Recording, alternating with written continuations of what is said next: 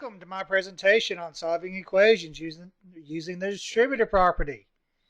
This is based on the idea or concept that you understand how to distribute. If you don't, look at a video on my channel or somewhere on YouTube on how to distribute, or you can go to the section on algebraclassnotes.com and look up the distributive property. So let's just get started. Number one, we've got this 5 here, right? We're going to distribute it, which just means we're going to multiply it to these numbers in our parentheses. So you got 5 times 2, which is 10. 10 what? That's 10m. And then that's a negative sign, right? Or minus. So 5 times, so let's go ahead and write down our minus sign. What's 5 times 3? Well, it's 15. And what we know is that's equal to negative 65. So once we distribute, we get this easy looking problem here that's just like a bunch of other problems we've already done. So at this point, we're going to start our inverse operations. It just means here we're minusing 15. We want to get 10m by itself. So to get rid of this negative 15, we're adding 15. We want to keep our equations balanced. So we add 15 to both sides of our equation. So what's left on this side of our equal sign is just a 10m, right?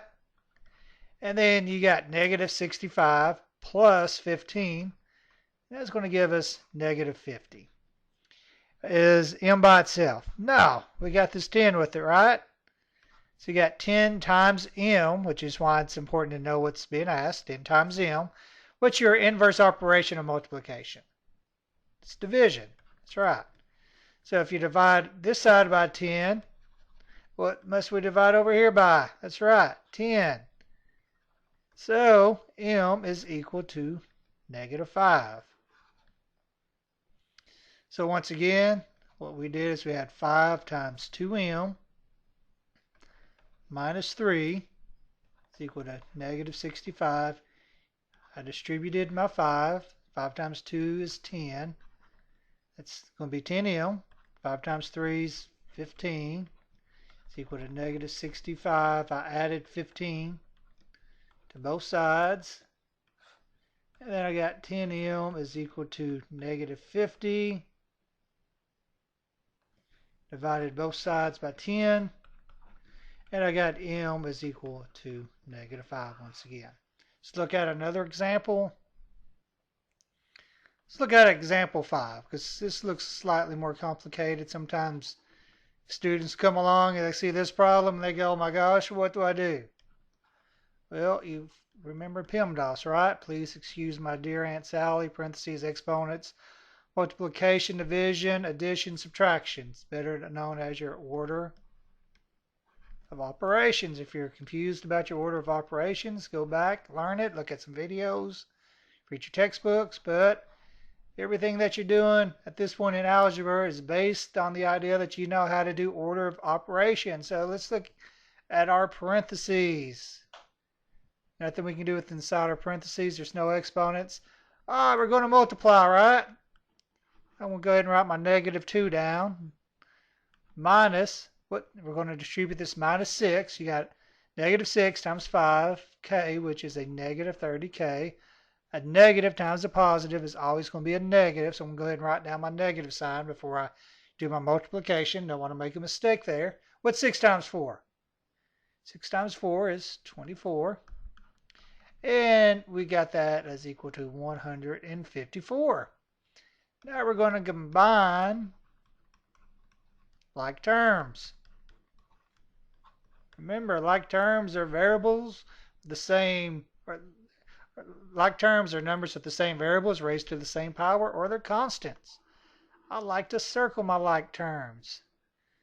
If I combine a negative 2 and a negative 24, I get a negative 26. Be careful if you're using your calculator. You got to put your signs in right, or otherwise you'll get something crazy. I'm going to add 26 to both sides. So negative 26 plus 26 is 0. So over here I'm just left with 30k. And then I got 154 plus 26. 6 plus 4 is 10. Carry my 1. 6 plus 2 is 8. Nothing added to that 1. I'm going to divide both sides by 30. The reason I'm dividing both sides by 30 is because I got negative 30 times k, the inverse operation of multiplication is division. So, remember we're doing inverse operations to solve. Well, these become 1, so I'm left with 1k. Note. And if you just see a k like this, there's an understood 1 in front of it, right? So now I've got 180 being divided by negative 30. I can get rid of these zeros, so now it's the same thing as negative 3 divided by 18, which would be a negative 6. So k is equal to negative 6. And this is how you solve equations with the distributive property. I've got a few more examples here on algebraclassnotes.com to get this worksheet. Follow the link in the YouTube description. Let's see, you've got 24 problems. I got the answers. My advice is if you're struggling with this, still don't get it, just work these examples. Good luck.